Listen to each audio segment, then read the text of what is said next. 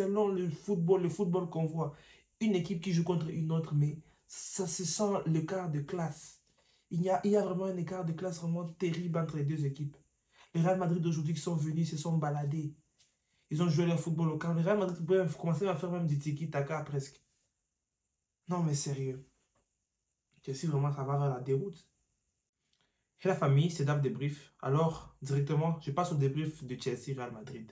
Aujourd'hui, vraiment, je n'ai rien à dire. Le Chelsea s'est comporté comme une bande de racailles, au fait. C'est quoi, au fait, je n'ai pas compris. Dites-moi, au fait, c'est quoi la tactique de Chelsea? On a joué à quoi, au fait? Parce que je ne comprends pas. Vous allez me dire que non, Chelsea sont venus avec une formation en 4-3-4-3 et tout, ou 3-5-2, ou tout ce que vous voulez. Aujourd'hui, c'était quoi la tactique de Chelsea?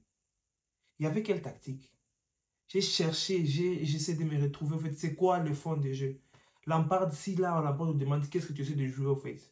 C'est pas la marelle, au fait. Le football, c'est pas la marelle. Le football, c'est pas le jeu des dames.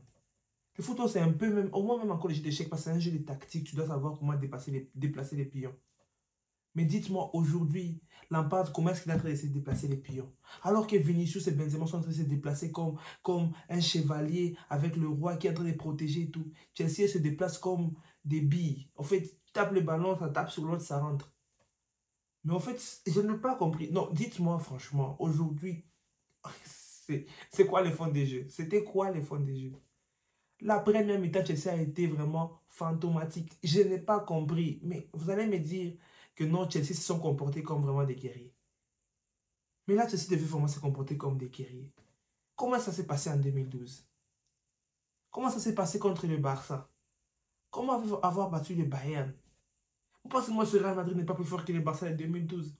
Ce Real Madrid n'est pas plus fort que le Bayern en 2012? Non, mais franchement, moi, je vais me fâcher.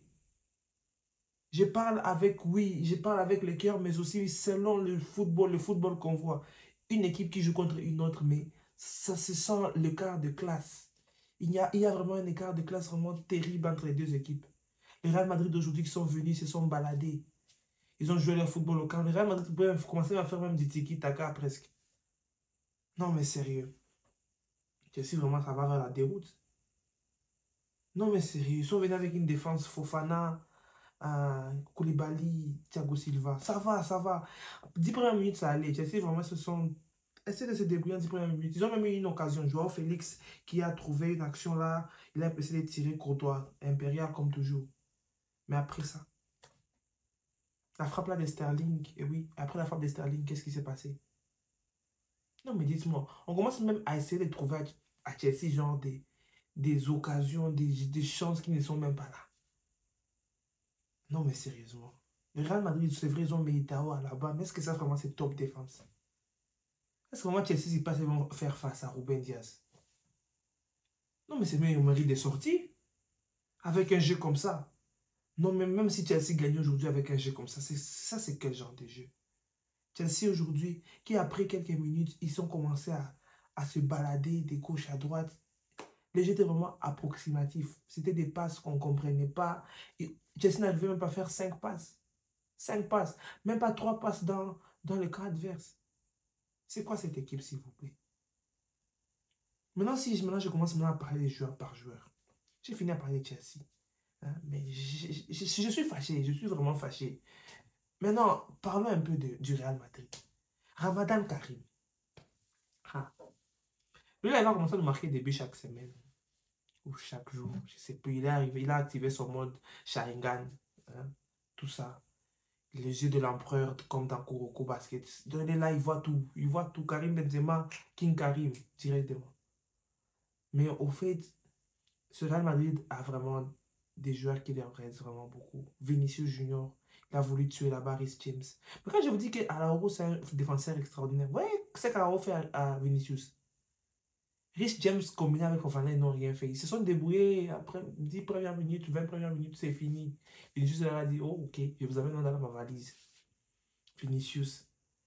Le vieux Luka Modric est toujours là. Toni Kroos toujours là. Kamavinga. Vous avez vu le match de Kamavinga? Mais dites-moi la vérité, Kamavinga n'est pas dans les top 3 des meilleurs latérales gauche de ce moment. C'est un milieu de terrain, mais il peut facilement être dans les top 3. Voire top 5 alors, si je ne vais pas exagérer. Kamavinga, son match. Tu as vu ce genre de match, ce genre de performance, au fait.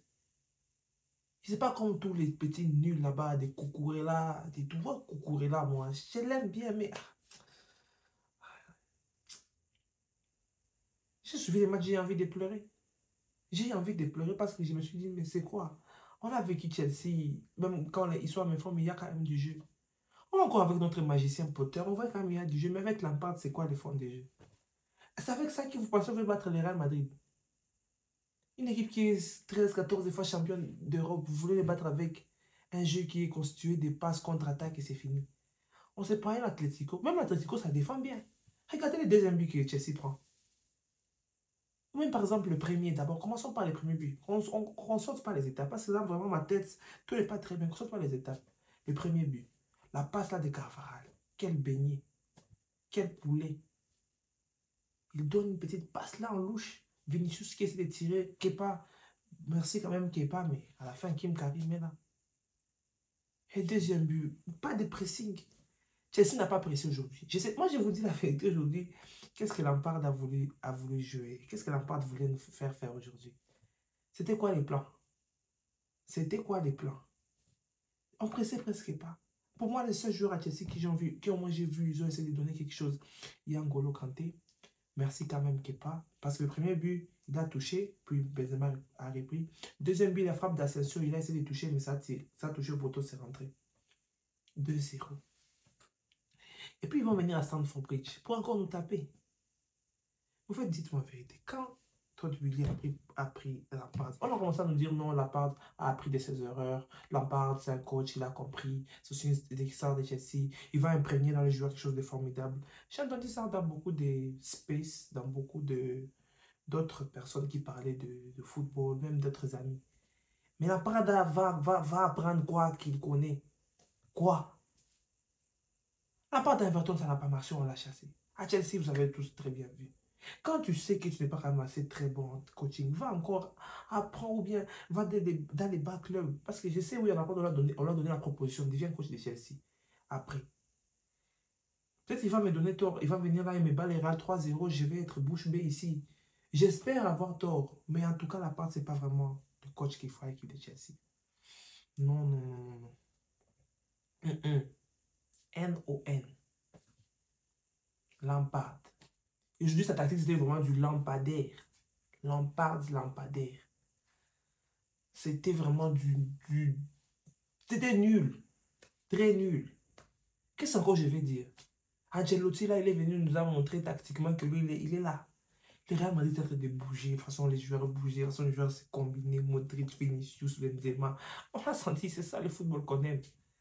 Mais après, genre... Après... je suis déçu, je suis déçu. Même les fans de Barça aussi qui sont déçus, c'est parce que les gens savaient que Chelsea peut faire. Mais vous fanatisez Chelsea, vous allez vous faire mal. Demandez. Cette saison de Chelsea, c'est des nuls, des vrais nuls. Mais sérieusement, c'est quoi ce football? C'est quoi l'objectif tactique?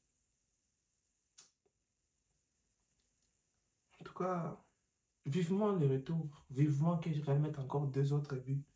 Parce que moi, je ne vais pas vous dire que je vais suivre le match retour en espérant que Chelsea va faire quelque chose. À part qu'il y ait le prochain match en Première Ligue qui se transcendent, qui deviennent des magiciens. Mais on avait un magicien pour coach, Grand Potter. Harry Potter était là. Mais on l'a licencié. Pour nous amener Lampadaire.